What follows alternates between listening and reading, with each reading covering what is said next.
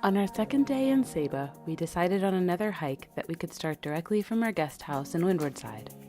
The Spring Bay Kelbey's Ridge Trail takes off about a half a mile down the narrow main road from Windward Side.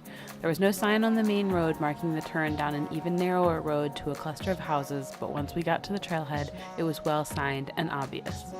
We were excited about this hike, but nervous about one thing. We'd been warned that not only are the fruit of the Manchineel tree poisonous, but the leaves excrete a toxin that when mixed with water will blister the skin on contact. The main warning was not to shelter under one of these trees in a rainstorm, and it was looking like it might rain. Even though we'd put in some Google time trying to learn to identify the offending trees, they seemed pretty nondescript, and half the trees in the woods seemed to fit the bill. The trail started off on a gradual downhill through a scrubby forest with intermittent views of the island's lava domes and the ocean. A short distance down the trail, we came to a relatively flat clearing with views all around, including Mount Scenery far above and the remnants of a sugar plantation and boiling house. This spot had a great view of the ocean and had been settled over the years by both Amerindian and colonial people.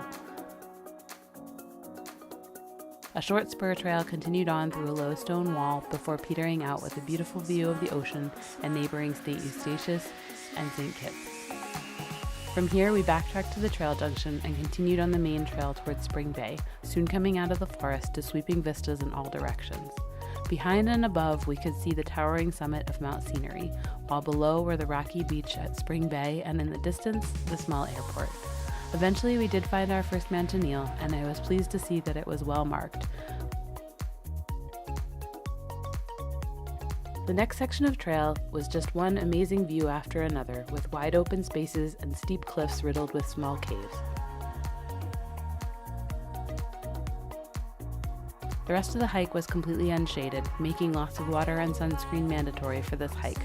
We were thankful for the overcast skies on the day we hiked. It was plenty warm and seemed like it might have been brutal in the full sun.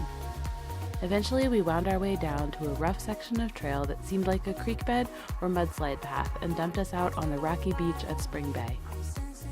There were herds of goats everywhere, keeping an eye on us by this point as we inadvertently disturbed their afternoon naps.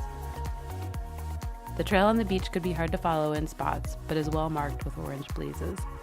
After the beach, it is a short but steep climb up Kelbey's Ridge for a slightly different but equally impressive view of the area.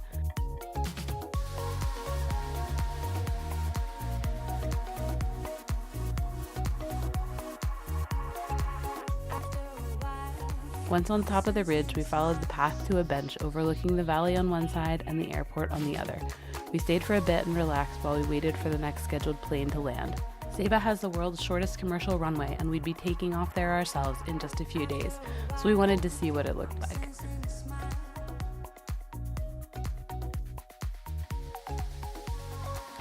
While we waited, the sun did come out, and as we walked the final quarter mile of trail, we started seeing the bashful black snakes we'd heard were around.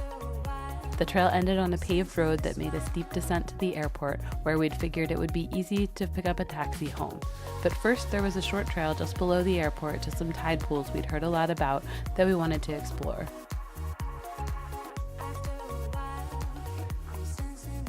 This trail started off as an easy walk through the tall grass, passing the remnants of a sugar boiling house.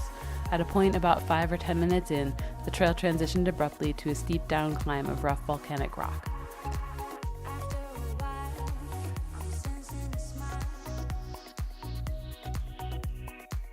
The reward was the clearest set of tide pools I've ever seen, complete with a variety of corals, spiny sea urchins, and small fish.